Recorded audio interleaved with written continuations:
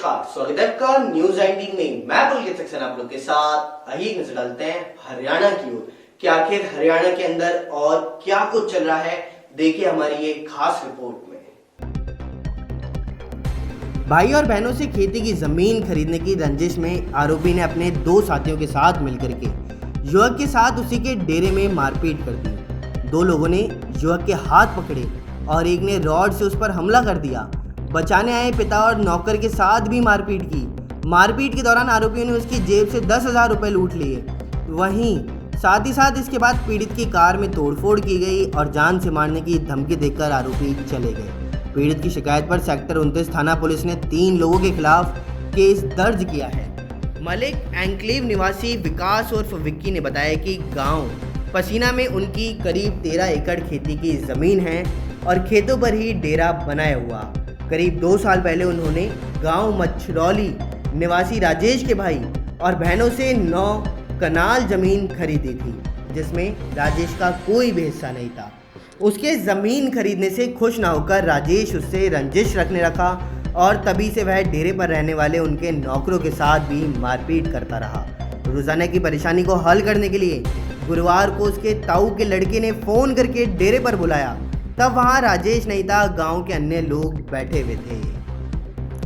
रोहतक में शुक्रवार को एक भीषण सड़क हादसे में 2 फौजियों की मौके पर ही मौत हो जाने की घटना सामने आई है। एक मृतक महाराष्ट्र और दूसरा अहमदाबाद का रहने वाला था। इसी के अलावा 3 अन्य घायल हो गए और बताया तो ये भी जा रहा है कि फिजियो की गाड़ी का टायर पंचर हो गया और इसके तुरंत बाद इस गाड़ी को पीछे से एक ट्रॉले ने टक्कर मार दी।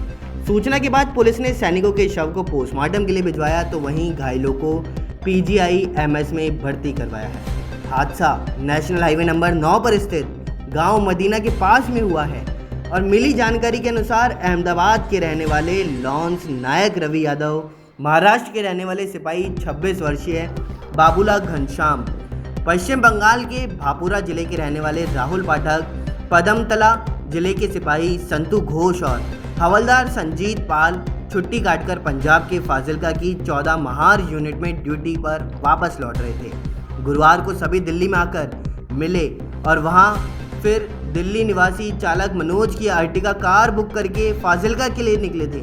मदीना गांव के पास पहुंचते ही उनकी गाड़ी का टायर पंचर हो गया। हरियाणा के सोनीपत जिले के कस्बा गोहाना के गांव महारा के पास गुजर रही ड्रेन से एक महिला का खून से लथपथ शव मिला है। वहीं मृतका की गला रेतकर हत्या की गई थी। वह 5 माह की गर्भवती भी थी और ग्रामीणों ने शव देखा और भैंसवान पुलिस चौकी को जानकारी दी। खबर मिलते ही बड़ौदा थाना प्रभारी बदन सिंह टीम के साथ मौके पर पहुंचे और शव को कब्जे में लेकर जांच पड़ताल की है। मृतका की पहचान ज्योति पुत्री मामंग के रूप में हुई है। पिता के अनुसार शुक्रवार तड़के ही मृतका का पति गोहाना निवासी गुलशन उसके मायके से घर लौटा था, लेकिन कुछ देर बाद शव मिला तो हत्या गुलशन ने ही की है। वह उसके परिजन शादी के बाद से ही उसकी बेटी को दहेज के लिए तंग कर रहे थे। यही नहीं, उसकी बेटी को दहेज के लिए तंग करने के साथ बेटी से उनकी बात भी नहीं कराते थे। अभी भी वह लड़ाई करके मायके आई थी और मृतका के पिता ने बताया कि दामाद गुलशन ने ही उन्हें फ़ोन करके बताया था कि उसने कहा कि ज्योति कुछ बोल नहीं रही, आप तुरंत ट्रेन पर आ जाएं। पानीपत में गुरुवार दोपहर को आंधी के बाद हुई तेज बारिश ने गर्मी से कुछ राहत दिला दी, जिसके बाद शुक्रवार को भी आसमान में हल्के बादल छाए रहे। हालांकि हवाएं शांत रहीं, तापमान भी स्थिर रहा। मौसम विभाग ने आज और कल बूंदाबांदी के आसार भी जताए और शुक्रवार को अधिकतम तापमान 38 डिग्री सेल्सियस रहेगा। पानीपत को अभी भी मानसून की पहली बारिश का इंतजार है तो 13 जून को हरियाणा में दस्तक देने के बाद हवाओं का रुख बदलने से मानसूनी बादल वापस उत्तराखंड और उत्तर प्रदेश की ओर मुड़ गए हैं, जिस कारण हरियाणा में मानसून कमज़ोर पड़ गया। हालांकि देश के 80% हिस्से में मानसून की बारिश हो रही है और पानीपत में गुरुवार दोपहर को धूल भरी आंधी के बाद अचानक तेज 4 mm बारिश हुई, जिससे लोगों को कुछ देर के लिए गर्मी और उमस से राहत मिली है।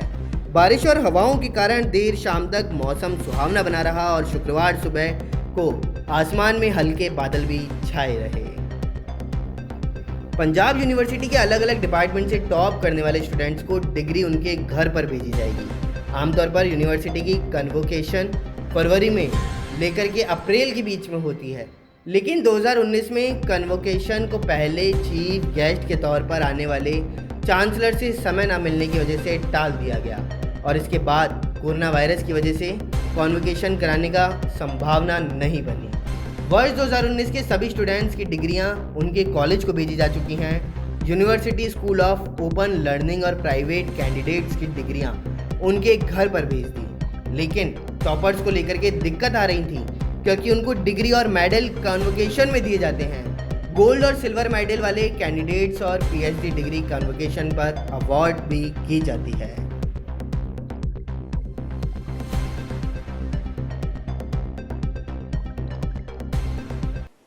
हरियाणा की तमाम बड़ी खबरों में फिलहाल इतना ही। बने रहिए न्यूज़ 19 के साथ। नमस्कार।